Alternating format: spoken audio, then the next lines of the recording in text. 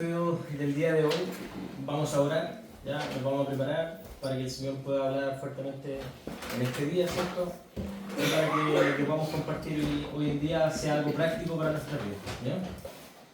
Padre Santo, Señor, le queremos dar las gracias por este día, Señor. Primeramente por las hermosas alabanzas que pudimos entonar a tu nombre, Señor.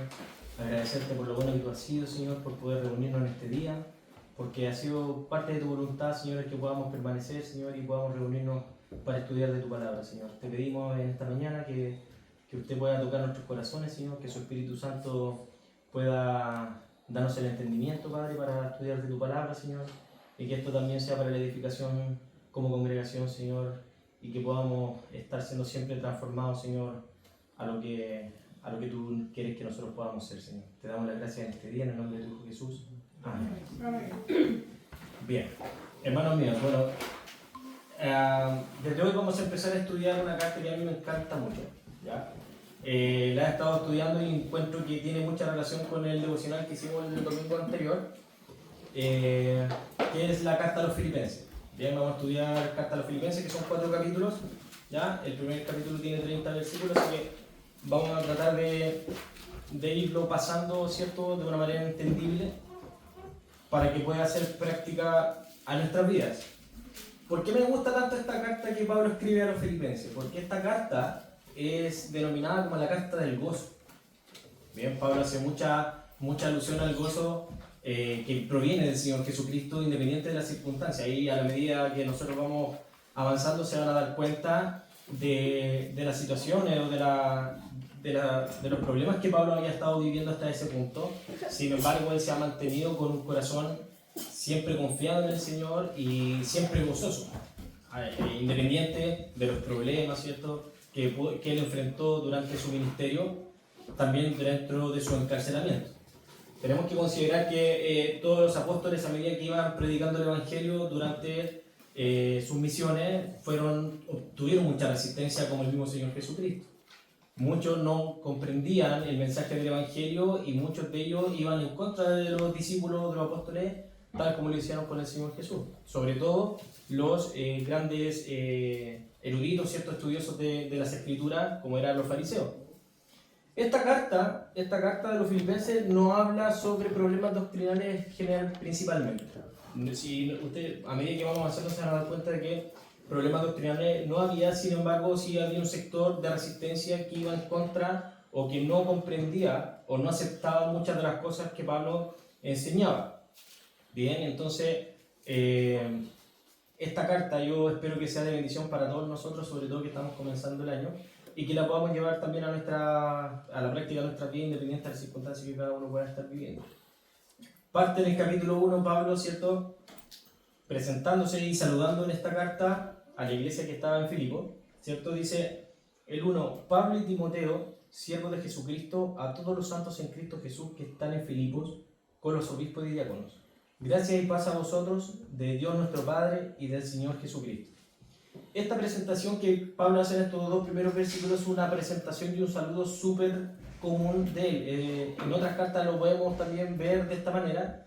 Pablo siempre dando los saludos y esperando que la gracia y paz del Señor abunden en todos los hermanos. Y eso ya parte como una demostración de amor profunda por parte de Pablo a los hermanos.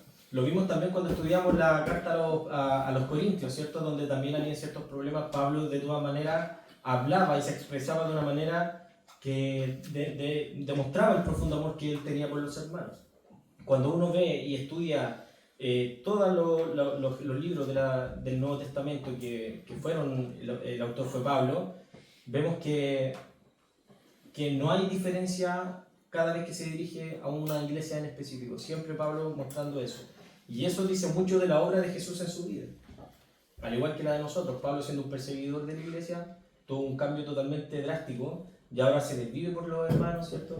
Y hablando siempre con paciencia, con amor, todo para el crecimiento de la iglesia y para la obra del Señor Jesucristo.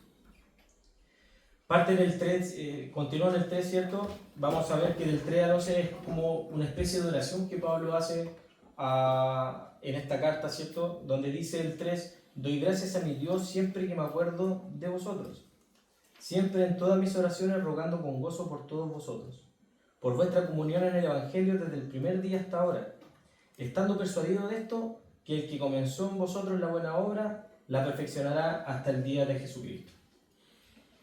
Pablo aquí en el versículo del 3 al 7, que dice que después lo vamos a tocar, muestra un aprecio abundante, bien, por Dios. Él ora dando gracias inmediatamente por los hermanos. Y hoy en día vemos que hay congregaciones que se han vuelto totalmente frías, que no le importa el hermano que está al lado. Pablo dice, doy gracias a Dios porque siempre me acuerdo de vosotros. Eso quiere decir que parte de las oraciones recurrentes de Pablo está siempre pidiendo por los hermanos. En el 4 dice, siempre en todas mis oraciones rogando con gozo por todos vosotros. Y eso tiene que ser una práctica que también nosotros tenemos que aplicar, orar por los hermanos. Obviamente uno siempre se enfoca quizás en las peticiones personales, pero el orar por los hermanos que están en la congregación tiene que ser fundamental para el crecimiento de la iglesia. Mantiene una unidad, es una demostración del amor de Jesucristo hacia los hermanos. Orar por los hermanos. No sabemos qué pueda estar padeciendo el que está al lado. Por lo tanto, tiene que ser algo que nosotros no podemos obviar, no podemos dejar de lado. El 5 dice, por vuestra comunión en el Evangelio desde el primer día hasta ahora. Esta iglesia, este versículo, según lo que hemos visto y lo que yo vi también por algunos comentarios, es que esta iglesia se ha mantenido constante y firme en el estudio del Evangelio y en el crecimiento. Porque dice que han estado en comunión desde el primer día hasta ese día de que Pablo escribe esta carta. Y eso es sumamente importante, porque quiere decir que el fundamento de esta iglesia era el Señor Jesucristo. Y se mantenían, ¿cierto?, perseverando en la doctrina. No como los corintios, que habían problemas de otra doctrina. Acá vemos que ya en estos primeros versículos Pablo, aparte de mostrar su amor con un primer saludo, ¿cierto?, en presentación a los hermanos, está en oración constante y los hermanos se han mantenido firmes desde el primer día. Y eso es lo que nos tiene que pasar a nosotros también. Durante nuestra vida vamos a pasar por diferentes circunstancias y van a ver que Pablo también, a medida que vamos avanzando en la carta, se va enfrentando a situaciones sumamente difíciles. Pero el gozo de su corazón nunca se ve tocado.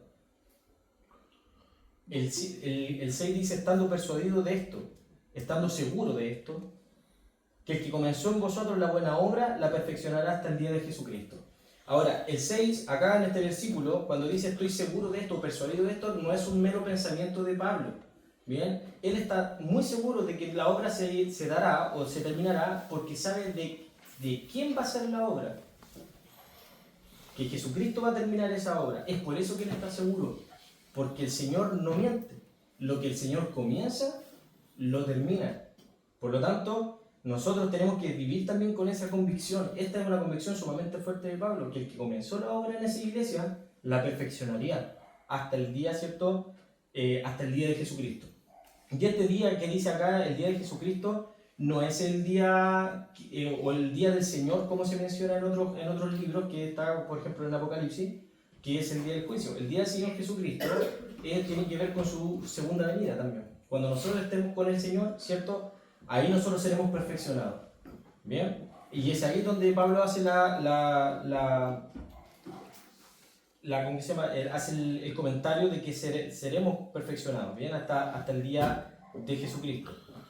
El 7 dice, como me es justo sentir esto de todos vosotros, por cuanto os tengo en el corazón, y en mis prisiones, y en la defensa y confirmación del Evangelio, todos vosotros sois partícipes conmigo de la gracia.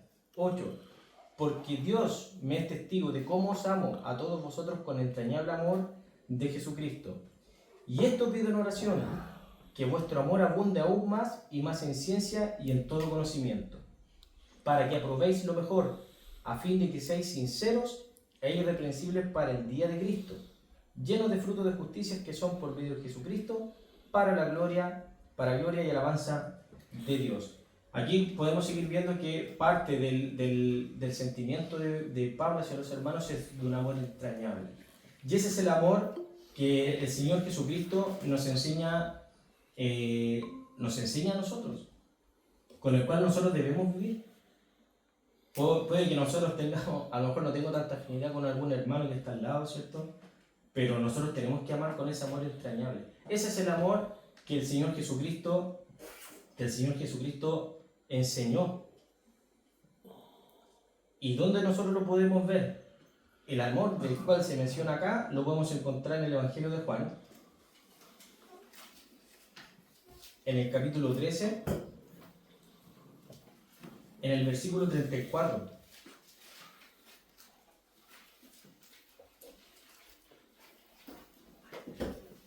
Juan 13, 34. El Señor Jesucristo les dice, ¿cierto?, a sus discípulos: un nuevo mandamiento os doy, que os améis unos a otros, como yo os he amado, que también os améis unos a otros. ¿Y cuál es ese amor que el Señor puso por nosotros? El amor que el Señor Jesús describe acá en este versículo fue tan grande que Él fue a la cruz por cada uno de nosotros. Ese tipo de amor. No un amor superficial, es un amor profundo. Un amor, ¿cierto?, que va y se manifiesta independiente de lo que pueda pasar entre los hermanos. Y eso también es parte de cómo nosotros vamos a ser conocidos. Es parte de nuestro testimonio de vida. Jesús nos amó a tal punto, el Señor nos amó a tal punto, de que Él dio a su Hijo unigénito y fue a la cruz y tomó el lugar, ¿cierto?, y pagó por los pecados de todos nosotros. También lo podemos encontrar, para complementar, en el Evangelio de Mateo, en el capítulo 22, el versículo 37. Mateo 22, 37. Y este también es un ejemplo súper gráfico del amor que nosotros tenemos que sentir, primero por el Señor y también por nuestros hermanos. Mateo 22, 37 al 40 dice: Jesús les dijo: amarás al Señor tu Dios con todo tu corazón y con toda tu alma y con toda tu mente. Este es el primer y grande mandamiento. Y el segundo es semejante: amarás a tu prójimo como a ti mismo. De estos dos mandamientos depende toda la ley y los profetas. Por lo tanto, nosotros, como primeramente amar al Señor con toda nuestra mente y todo nuestro corazón, y segundo, amar a nuestro prójimo de la misma manera. Y es súper complejo muchas veces hacerlo. Pero Pablo, estando encarcelado, como lo vamos a ver, él manifiesta este tremendo amor. Siempre estuvo preocupado de cómo se desenvolvían los hermanos dentro de la congregación y si había un crecimiento. Si había una doctrina que era diferente a lo que se enseñaba, Pablo trataba de tomar carta en el asunto o enviaba, por ejemplo, como lo vimos a Timoteo, y más adelante vamos a ver a otros enviados como discípulos de Pablo, de que la idea era volver a las bases, volver al Evangelio que el Señor Jesucristo enseñó. Y Pablo siempre estuvo preocupado, siempre estuvo en oración constante, siempre estuvo generando demostraciones de amor de manera desinteresada. Ese es el amor que también tiene que vivir en nosotros. Sobre todo en un mundo que hoy día está sumamente frío, que cada persona vela por sus intereses propios.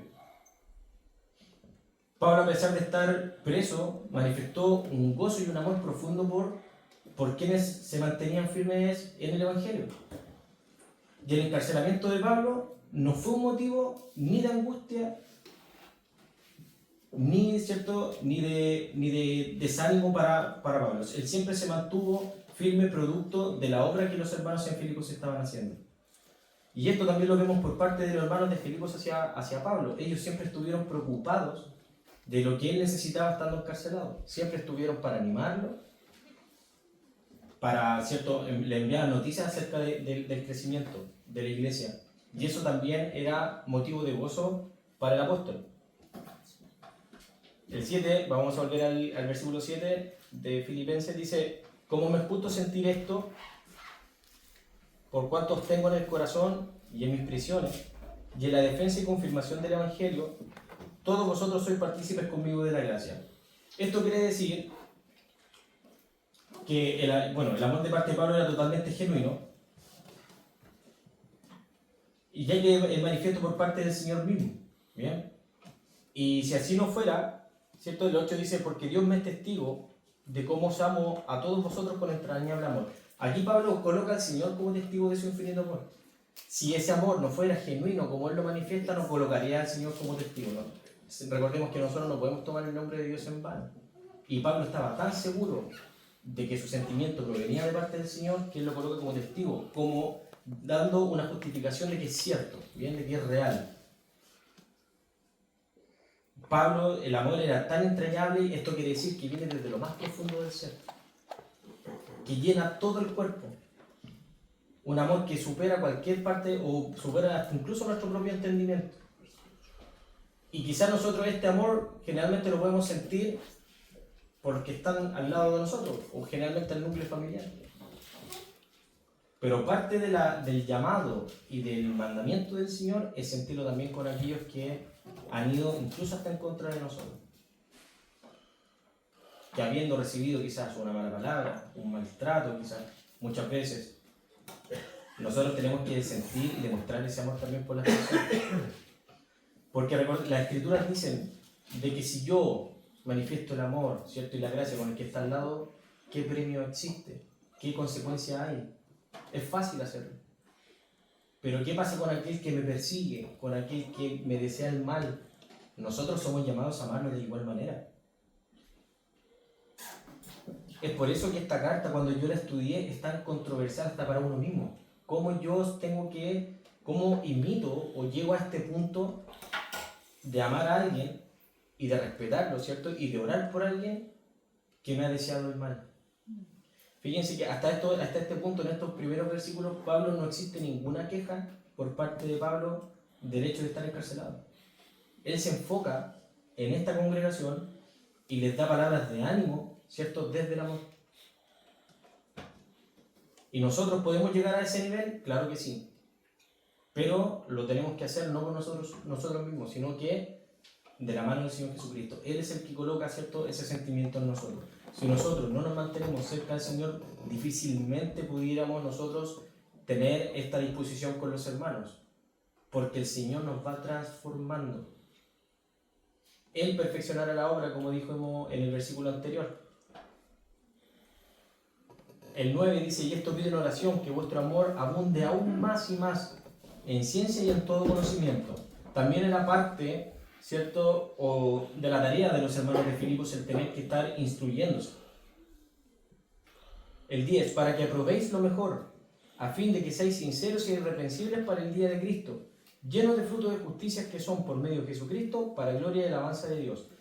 El hecho de crecer en amor, en conocimiento, eso nos mantiene a nosotros también preparados, como dice acá, para ser hallados siendo sinceros e irreprensibles. Sabemos que perfectos no vamos a ser, ¿bien? Muchas veces la Escritura nos menciona que nosotros somos santos. Sabemos que santos no somos, pecamos constantemente. Sin embargo, ¿cierto?, como lo mencionamos en el estudio también del día domingo anterior, el Señor ve a su Hijo en nosotros. Y el estar perseverando en las cosas del Señor, en la Escritura, en nuestra relación con Dios, eso nos mantiene a nosotros preparados para que el Señor nos encuentre haciendo su obra. Y para eso, ¿cierto?, el Señor dice que podamos ser hallados sinceros e irreprensibles. Nosotros con nuestras propias fuerzas, con nuestras propias obras, nunca vamos a ser hallados irreprensibles. Pero acompañados del Señor, ¿cierto?, perseverando en esto, en lo que Pablo explicó en los versículos anteriores, ¿cierto?, podemos ser hallados irreprensibles. Porque hemos sido revestidos de la justicia del Señor. Hemos sido revestidos de su justicia. Por lo tanto, cuando el Señor nos ve, nos halla justos, nos halla irreprensibles, llenos de frutos de justicia. Esto quiere decir literalmente hacer obras justas. No hacer el mal a nadie. Vivir una vida en armonía con lo que yo creo, con lo que yo predico y lo que yo lo practico. Una vida que vaya en concordancia con lo que el Señor enseña. Si yo le hablo a alguna persona acerca del amor, de la paciencia, yo tengo que mostrar amor y paciencia. Son obras de justicia. Son obras de justicia. De acompañar a un hermano, de orar, de querer acompañar, de consolar. Obras de justicia. De ayudar, de proveer muchas veces también cuando es necesario. Son obras de justicia. Y el Señor quiere que nosotros estemos practicándolo constantemente para ser hallados irreprensibles hasta el día de su venida.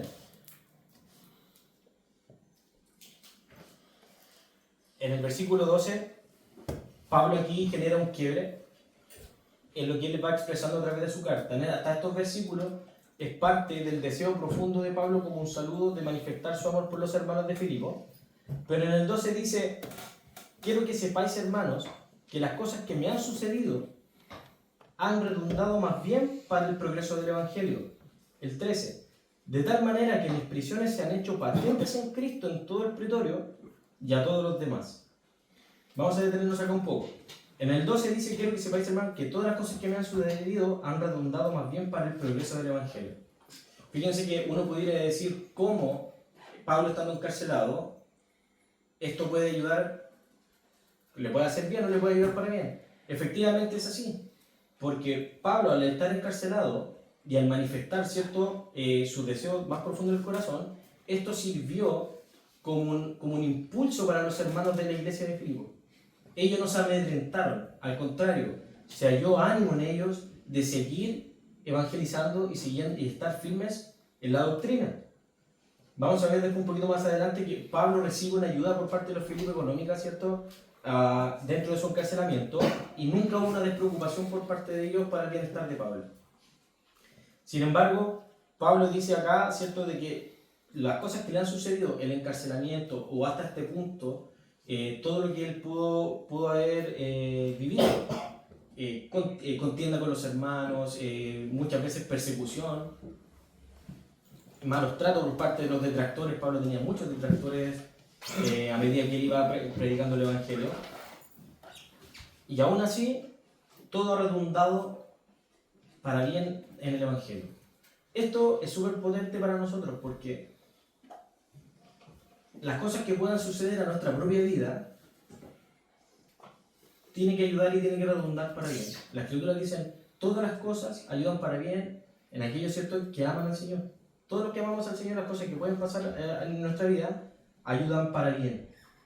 Nada, aquí no fue una causa o un pretexto para Pablo el dejar de lado, ¿cierto?, el camino o la obra del Señor. Lo mismo tiene que ser para nosotros. No podemos flaquear independiente de las circunstancias de nuestra vida. Estemos pasando lo que estemos pasando, estemos desempleados, estemos enfermos, estemos pasando escasez, pasemos, ¿cierto?, por alguna pérdida, ¿cierto?, fuerte de nuestras vidas. Todo ayuda para bien, porque si nosotros nos vemos enfrentados a estas cosas, lo natural para nosotros como hijos de Dios debería servir para acercarnos más al Señor, mucho más al Señor. El gozo de la cual habla esta carta no proviene de las circunstancias que puedan pasar a mi alrededor de manera específica. El gozo no es lo mismo que la alegría. La alegría tiende a ser un sentimiento que es súper corto, no es duradero. Y la alegría proviene quizás de la persona que tengo al lado o de algún logro que yo puedo haber obtenido. Sin embargo, el gozo proviene de Dios, de saber, tal con la misma convicción que Pablo lo dijo en los versículos anteriores, de que el Señor está con nosotros, que nos ama. El gozo no puede provenir ni de mi esposa, ni de mi hijo, ni de mi trabajo, nada. Tiene que provenir del Señor, porque es el gozo que supera todo. Es el gozo, el mayor límite. El gozo literalmente es la sensación límite que nos desborda, ¿cierto?, llevándolo en sinónimo con la alegría. Es el mayor, es el pic de la alegría, pero es constante, no es corto, se mantiene durante nuestras vidas. Y nosotros podemos ver que el Señor ha ido obrando en diferentes áreas. Y cuando uno mira hacia atrás, sobre las bendiciones que el Señor nos ha dado, uno se llena de gozo. Y es algo que llena el corazón. Pablo sentía esto, independiente de que él estuviera encarcelado. Su corazón se desbordaba de gozo, porque él veía que los hermanos en la congregación estaban en crecimiento y que esto no había ayudado o no había sido una excusa para dejar la obra o incluso alejarse del Señor Jesucristo. El 13 dice: de tal manera que mis prisiones se han hecho latentes o patentes en Cristo en todo el pretorio, que se han hecho visibles. De tal manera que mis prisiones... Y a todos los demás, lo que estaba pasando con Pablo, todos lo sabían. Muchos conocían a Pablo porque antes de ser encarcelado había estado predicando. Y había mucha gente que le siguió y que aceptó al Señor. E incluso los que encarcelaron a Pablo sabían quién era y lo que estaba haciendo.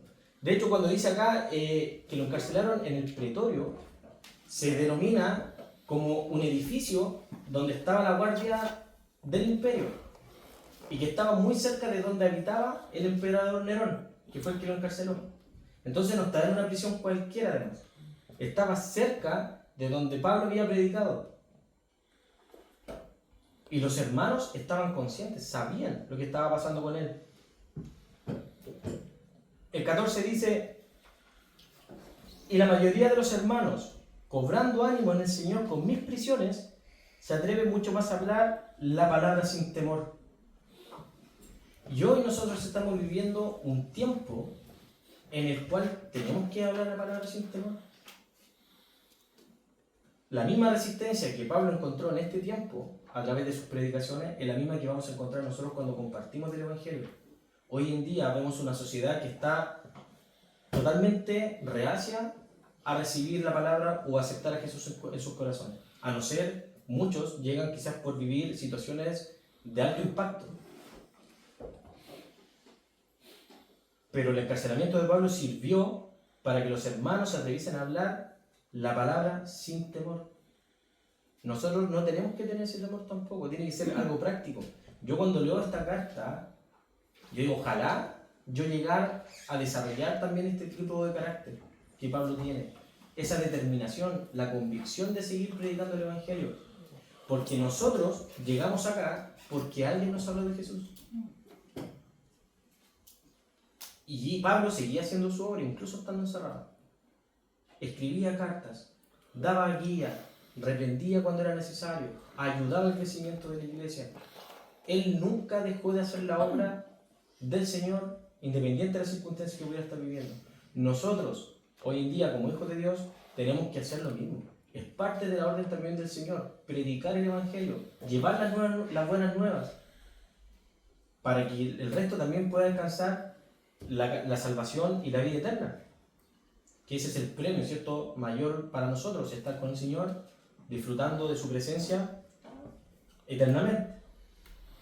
El 15 dice: algunos a la verdad predican a Cristo por envidia y contienda, pero otros de buena voluntad. Los unos anuncian a Cristo por contención, no sinceramente, pensando añadir aflicción a mis prisiones. 17. Pero los otros por amor, sabiendo que estoy puesto para la defensa del Evangelio. Acá en estos 3 versículos, cuando Pablo hace alusión de aquellos que están predicando al Señor por contienda, yo la verdad es que traté de profundizar en estos 3 versículos a qué se refería Pablo. Y la verdad es que a diferencia de las otras cartas, los que estaban en contienda con Pablo no predicaban un evangelio falso. ¿Bien?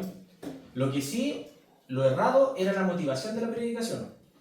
Eran detractores de Pablo, es decir, que ellos no compartían muchas de las cosas que Pablo hacía o no las aceptaban. Como también pasó con los fariseos, que no aceptaban muchas cosas de lo que el Señor Jesús hacía. Como por ejemplo el Señor cuando iba con mujeres, los fariseos decían: no puede andar con mujeres. O lo primero que dijeron: él bebe y come con pecadores. Entonces llegó a quebrar este paradigma. Y lo mismo pasa con Pablo. Hay cosas que los otros que predicaban el Evangelio o que predicaban a Cristo, por lo que habían escuchado obviamente, contendían con Pablo. Pero sí habían otros que predicaban gozosos y alineados con lo que Pablo establecía como doctrina o como enseñanza. Los unos anuncian a Cristo por contención, no sinceramente, pensando en añadir aflicción a mis prisiones. Fíjense que acá la motivación de ellos era seguir colocando cargas al apóstol. De irlo quizás haciendo sentir menoscabado, o que su gozo y su fortaleza disminuyera. El 17 dice: pero los otros, por amor, sabiendo que estoy puesto para la defensa del Evangelio. Pablo acá es totalmente fuerte. Los otros predicaban el Evangelio con este mismo amor que describimos al inicio. Seguían predicando el Evangelio. Y sabiendo que a pesar de que muchos pudieran hacer o decir cosas en contra de Pablo, él estaba siempre dispuesto también para la defensa del Evangelio. Fíjense que aquí, sintetizando un poquito, el apóstol se mantiene firme en sus convicciones. Nada lo hace flaquear. Él sabe que se va a encontrar con resistencia y sabe que va a padecer por causa de Cristo.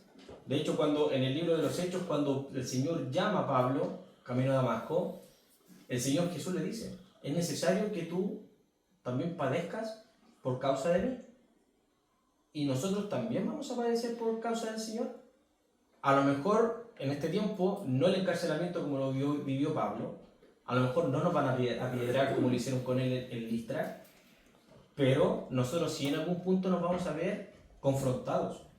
Y nuestra fe tiene que estar firme, tiene que estar bien cimentada, y tenemos que tener esa convicción de defender el Evangelio. Es por eso que es tan importante el estar en constante preparación, en constante comunión y relación con el Señor. Porque aparte de sentir que quiero obrar para el Señor, yo tengo que tener también en mi mente la claridad y la convicción de que a pesar de las circunstancias yo tengo que ir y lo tengo que hacer.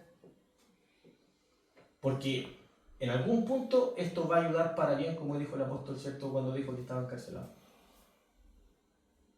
La gente podrá decir muchas cosas de nosotros, y eso no nos puede hacer dudar en quién creemos y de la vida que llevamos. El Señor dijo, Padre, ¿cierto?, el Señor Jesucristo cuando oró dijo: Padre, te pido que no los quites del mundo, pero que sí los guardes. Nosotros no pertenecemos a este mundo, por lo tanto usted no espere que cuando hable del Evangelio la gente le golpee la espalda y esté de acuerdo. El Evangelio viene a dividir. La gente hoy en día no lo quiere recibir. Y es parte también de las cosas que nosotros nos vamos a ver confrontados. ¿Pero estamos dispuestos a hacerlo? Muchos, cuando llegamos a los caminos del Señor, vive en nosotros quizás esta ganas de querer obrar, de llegar y funcionar como una herramienta para el Señor, de que el Señor nos utilice. Pero tiene un costo súper grande. Tiene un costo. Y tenemos que estar dispuestos a asumir ese costo. Pablo sabía que podían incluso morir en este encarcelamiento. ¿Nosotros estamos dispuestos a dar nuestra vida por el Evangelio? Gracias al Señor, nosotros todavía no nos hemos visto como país enfrentados a esas circunstancias, pero con mi suegro lo vimos hace un par de semanas y estudio atrás. Los hermanos que están siendo perseguidos en los otros países más, ¿cierto?, en Europa, en Asia, donde son perseguidos y son encarcelados y algunos asesinados por causa del Señor Jesús. Es por eso que nosotros tenemos que estar más preparados, porque cuando en nuestro país, yo lo hemos conversado con Daniel muchas veces también, de repente sentimos que estamos muy tranquilos como país. Y es fácil vivir una vida como cristiano así. Pero tenemos que estar bien preparados. ¿Bien? Dice el 18. El 17. Pero los otros por amor, sabiendo que estoy dispuesto para la herencia del ángel. El 18. ¿Qué pues? Que no obstante, de todas maneras, por pretexto o por verdad, Cristo es anunciado. Y en esto me gozo, y me gozaré aún. Porque sé que por vuestra oración y la suministración del Espíritu de Jesucristo, esto resultará en mi liberación, conforme a mi anhelo y esperanza de que nada seré avergonzado, antes bien, con toda confianza, como siempre. Ahora también será magnificado Cristo en mi cuerpo, o por vida o por muerte. Acá Pablo tenía la convicción de que por causa de los hermanos, de lo que estaban haciendo los hermanos en la iglesia de Filipos, el Señor lo podría liberar. Porque había que seguir trabajando ahí. Había que seguir haciendo la obra. Y en esto se gozaba Pablo y dice, y me gozaré aún. Él tenía esta certeza absoluta de que el Señor lo podía liberar. El 19 dice, porque sé que por vuestra oración y la suministración del Espíritu, esto me resultará en mi liberación. Quiere decir que Pablo sabía que los hermanos estaban orando por él. Estaban siempre en oración por él. Y no como un acto, meramente un acto para cumplir con la oración, sino que era una oración ferviente por parte de los hermanos de la iglesia de Filipos, que liberaran a Pablo, ¿cierto? Primero, para que no resultara en su muerte, y lo otro, por amor a él, por lo que él hacía por la iglesia, por lo que hacía por los hermanos. ¿Y cuántos de nosotros oramos así por nuestros hermanos? Debemos orar por nuestra congregación, debemos orar, ¿cierto?, para que el Señor pueda ayudarnos, ¿cierto? Primero, esto genera un lazo mucho más fuerte entre comunidad, ¿cierto?, entre nosotros, y lo otro es lo que le agrada al Señor, orar unos por otros, amarnos profundamente, profundamente. El 19 dice, porque el 20, disculpen, conforme a mi anhelo. También era el anhelo de Pablo salir de prisión para seguir en la obra y esperanza de que en nada sería avergonzado, en nada. ¿Y cómo lo sabía Pablo? Porque sabía que era el Señor el que lo estaba respaldando. El Señor siempre estuvo presente en todo momento. Las Escrituras hablan de que el Señor estará con nosotros todos los días hasta el fin del mundo. Y también dice, ¿cierto?, de que el Señor nos ha puesto por cabeza y no por cola. Por lo tanto, a pesar de los problemas, a pesar de que podamos muchas veces fallar quizás en algún punto, e incluso en este punto como Pablo de que ha padecido persecución, no seremos avergonzados. Antes bien, con toda confianza como siempre, ahora también será magnificado Cristo en mi cuerpo, o por vida o por muerte. Fíjense que acá en la parte B de este versículo, Pablo sigue, necesita o quiere que el Señor sea magnificado siempre, buscando la gloria de Cristo primero. Por su vida, si es que salía, o por su muerte. Que todo fuera para la gloria de Dios. Nuestra vida tiene que estar apuntada a esa idea, de que nosotros por cómo vivamos, no es para que digan, oye, el hermano, es para la gloria de Dios. De esa manera, la gente se da cuenta de que nosotros somos diferentes, que somos luz. Como anécdota cortita, yo me acuerdo que hace un par de años atrás, estábamos con un compañero que también es cristiano, estábamos jugando un partido de fútbol. Y al término le dije, oigan chiquillos, ustedes no dicen garabato, decían ahí en el partido. Yo les digo que somos cristianos. Y claro, ellos quedaron así como, porque en un partido de fútbol sabemos que las emociones afloran, ¿cierto? Pero eso fue algo que a él le llamó la atención. A uno que le haya llamado la atención ya era bueno. Y no porque nosotros fuéramos perfectos, no. Es porque nosotros tratamos en todo momento de vivir lo que el Señor nos enseña, de vivir para Cristo. Y es así como nosotros lo glorificamos. Y la gente se da cuenta. El 21 dice, que este es uno de los versículos que a mí más me encanta, dice, porque para mí el vivir es Cristo y el morir es ganancia. Mas si el vivir en la carne resulta para mí en beneficio de la obra, no sé entonces qué escoger. 23.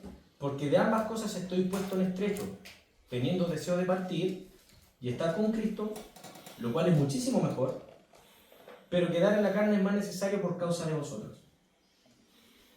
Y esto era parte de la disyuntiva que Pablo tenía en ese momento. Pablo sabía que el Señor lo podía liberar, de hecho es liberado, más adelante lo vamos a ver, pero Pablo sabía que tenía que seguir trabajando para la obra de Jesús. El vivir para nosotros, el vivir, debe ser Cristo, literal, en obediencia, mostrando, imitando al Señor, en todo, en amor, en paciencia, en bondad, y quizás pudiéramos nosotros también describir los frutos del Espíritu Santo, en ese sentido, como práctica. El vivir es Cristo y el morir para nosotros es ganancia. Sabemos que la muerte para el cristiano no es un enemigo. La muerte para el cristiano no es un enemigo, es un puente, es un paso para estar con el Señor. A eso apuntamos. Yo por lo menos, personalmente, espero la hora de poder estar con el Señor.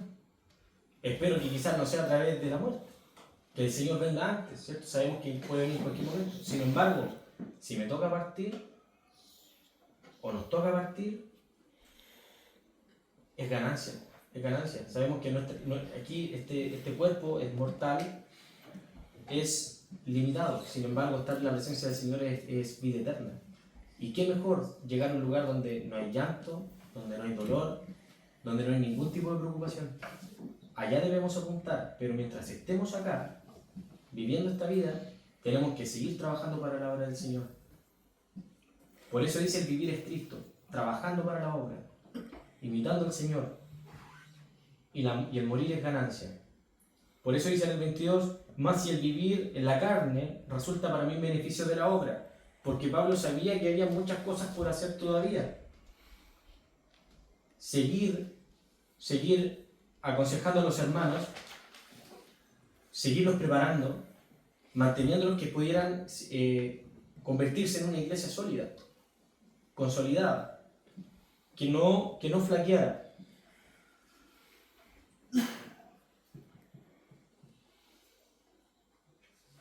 Y y por eso decía, no sé entonces qué escoger. Porque a lo mejor el deseo más grande de Pablo era partir a la presencia del Señor, sabiendo las consecuencias que tiene vivir ya estando con el Señor. El 23, porque en ambas cosas estoy puesto en estrecho, en esta disyuntiva, no sabe qué escoger. Teniendo deseo de partir y estar con Cristo, lo cual es mucho mejor. Pero quedar en la carne era más necesario o es más necesario por causa de vosotros. 25. Y confiado en esto, sé que quedaré, que aún permaneceré con todos vosotros para vuestro provecho y gozo de la fe, para que abunde vuestra gloria de mí en Cristo Jesús por mi presencia otra vez entre vosotros. Quiere decir esto de que cuando, al ser liberados, ¿cierto?, los hermanos más se iban a gozar aún más. Y eso también iba a servir como un nuevo envío anímico para seguir haciendo la obra del Señor.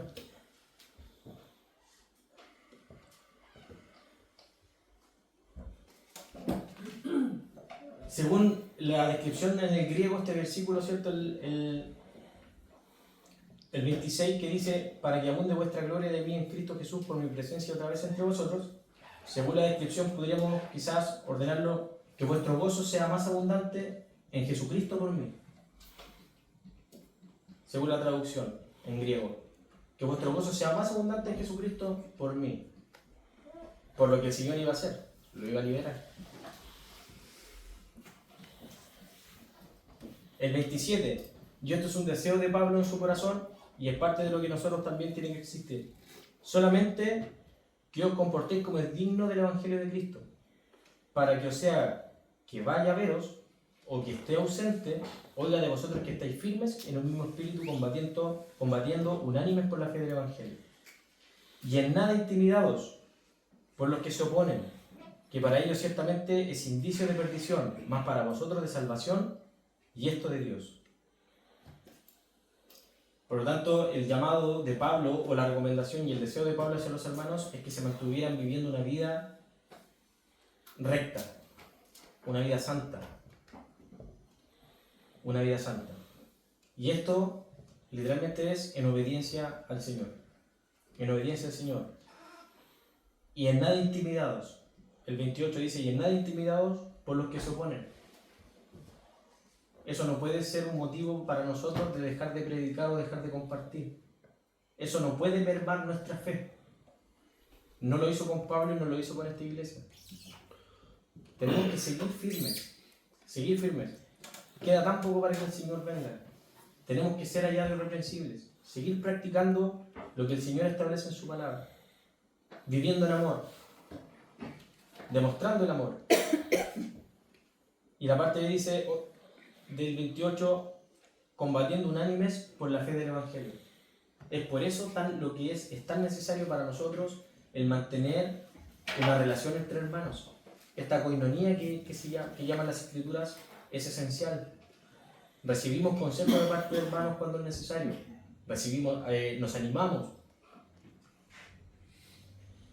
Quizás alguno de un hermano está viviendo una situación y otro hermano la vivió y le puede quizás, según las Escrituras, dar un consejo. Podemos ir a los líderes. Es esencial el congregarse, combatiendo unánimes por la fe del Evangelio, animándonos unos a otros.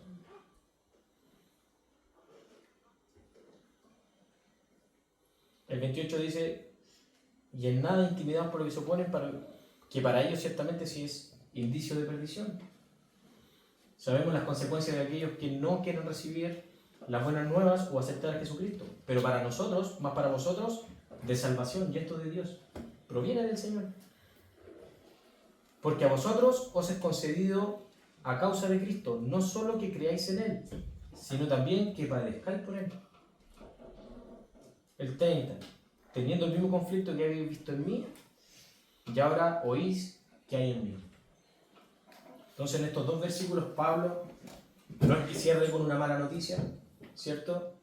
Sino que dice que es parte de lo que nosotros podemos vivir. Las aflicciones que Pablo vivió hasta este punto, hasta este encarcelamiento, nosotros lo podemos vivir. Como dije anteriormente, quizás no vamos a estar presos, pero en algún punto vamos a padecer. Y nuestro gozo tiene que seguir firme, tiene que seguir en crecimiento. Porque el gozo no proviene de las circunstancias, proviene del Señor. Sabiendo todo lo que el Señor tiene preparado para nosotros. El Señor, antes de ir, ¿cierto? Digo, es necesario que yo parta, porque prepararé morada, ¿cierto? Prepararé morada para que donde yo estoy, ustedes estén. Y cuando Él subió, después de su resurrección, nos dejó al Espíritu Santo, que es nuestro Consolador. El que nos ayuda a poder vivir, ¿cierto?, nuestra vida conforme a las Escrituras. El que nos anima, el que nos instruye, el que nos guía. Y si fallamos, el que aboga por nosotros. Entonces, parte en estos dos versículos cuando Pablo termina, es como también un llamado a los hermanos para que estén preparados de que también es necesario de que ellos padezcan. Y puede ser a través de la persecución, puede ser a través de las calumnias, del descrédito. Teniendo, dice el 30 para terminar, dice, teniendo el mismo conflicto que habéis visto en mí.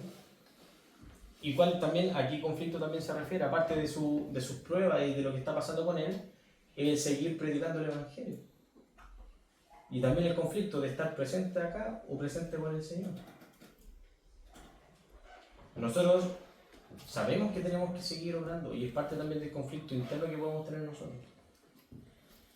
¿Hablo o no hablo? ¿Cómo lo hablo? Y el cómo lo tenemos acá en la Escritura. Tenemos que dejarnos ser guiados por el Espíritu Santo.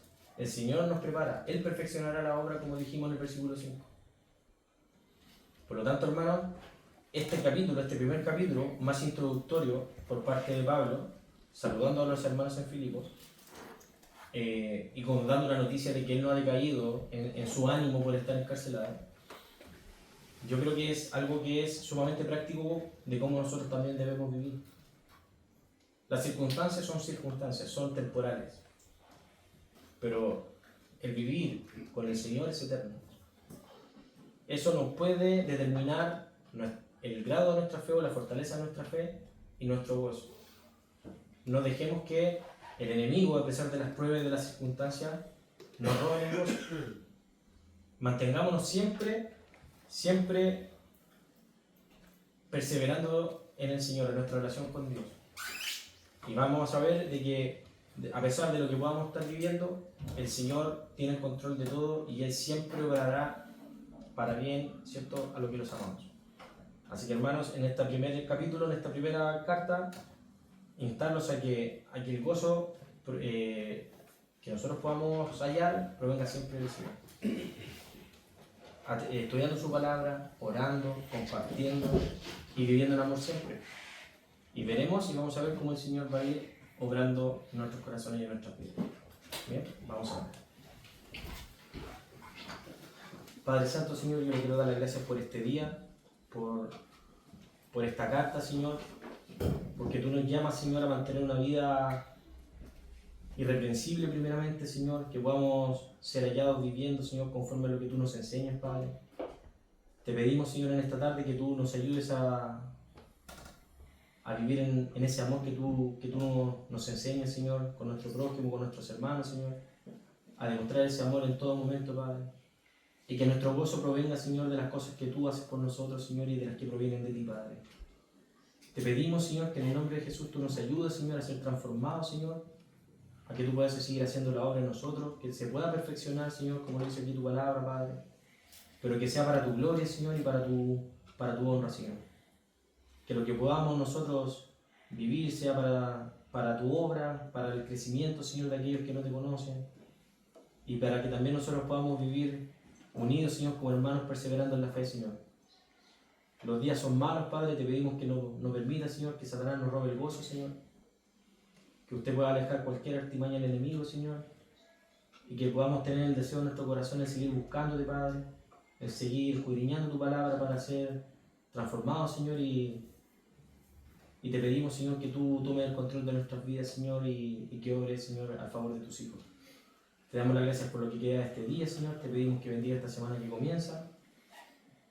Y que los que estén padeciendo, Señor, alguna situación, Padre, usted pueda obrar a su favor, Señor, de mis hermanos, pueda dar la salida, Padre, o pueda proveer de lo necesario, Señor. Se lo pedimos en el nombre de su Hijo Jesús.